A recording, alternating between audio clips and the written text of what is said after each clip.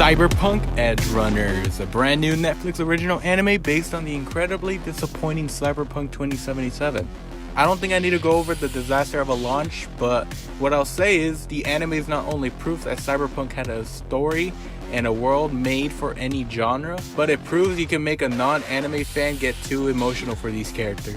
The show is canonically a prequel before the main story of the game, and it stars David Martinez trying to make something out of himself and make his overworking mom proud. But as he causes himself in trouble having to pay the school damages he's caused, and also loses his mom in the first day. I know, it's a huge fucking draft. And after he gets his ass kicked and having every tragedy happen, he gets a military-based cyberware into his system, which makes him super fast and get his revenge, and eventually meets Lucy, which eventually lets him into joining Main's group, and consisting of a lot of characters, that's for sure. The characters are amazingly memorable. A lot of them have a sort of grudge towards all of them, but once they get together they feel like a genuine team, and some of them more than others. Characters like Maine, Lucy, Rebecca, and David are the reasons I fell in love with the show, and them having a genuine connection with one another was pretty sweet. I knew the moment when David met Lucy, it was gonna be, they're gonna fuck. But they still have some of the best scenes.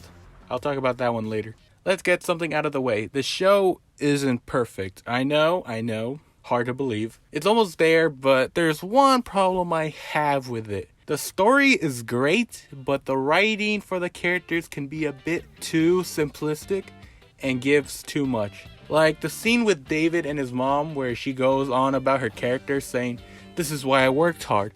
This is why you don't see me as much, because I work hard to get you into the school. And I wish you would go to the school that I worked a lot to get you into." Like, it's a bit odd. And it can also be the translation not fully coming through. I don't know who's at fault, but the subtitles were saying things that characters never said on screen. So I don't know, Netflix better fucking fix it, because I'm paying $20 a month for 3 fucking shows. I really think this show could have also used another couple more episodes or another season, because some things go from 0 to 100 real fucking quick. The main talking point of the show is the animation, and of course it's amazing. The first 5 minutes alone of the first episode should show you how greatly animated this is. With the action and the character designs, I really enjoyed. And I'm not saying that because I love futuristic high-tech neon designs. Definitely not. I do love how you could get David's jacket in Cyberpunk though. That was pretty swag to get. Well, there are points where you can tell they didn't have much budget for the rest of the animation, because there's points where they just leave it aiming at something with dialogue in the back. It still feels really well directed because of it. Another thing I really love is the soundtrack, because it's full of fucking bangers and it really fits into the setting and style really well. I played Cyberpunk after the next gen update and patches, and while there was still problems with the game, like random crashes and such, I stayed along because I was invested into the story and the world it's set up. It was so cool seeing locations I've seen in game and new locations and build on the characteristics of Night City and giving more reason why it's a shitty fucking place. It's infested with rats, advertising to the core consumer, troubles on making it to the top, getting screwed over from the top, and having places where they can change the way you are.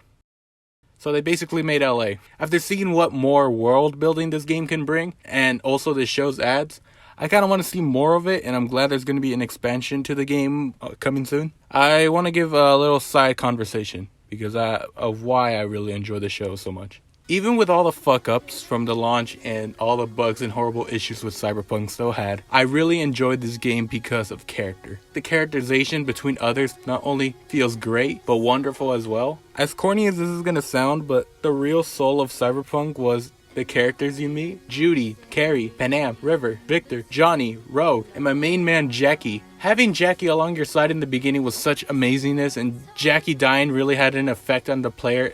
Or I'm just sensitive of a bitch, who knows?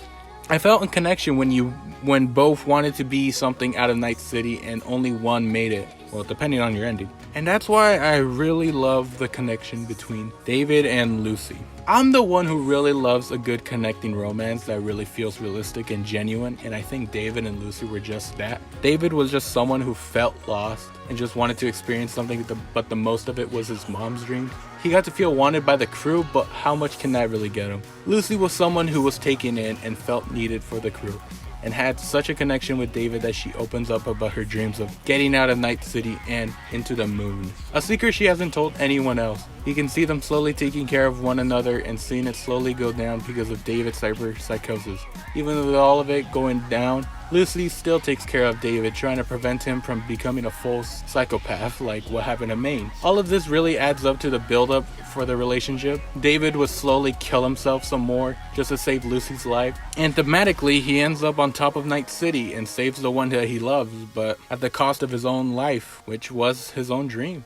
The virtual moon scene makes some great connection towards both character, and you tend to see where they build up at the end. This amazing callback to the end of the show will stick with me, not only with both music and great animation, but because of the idea that David managed to achieve two dreams at once and live on to be a legend in Night City.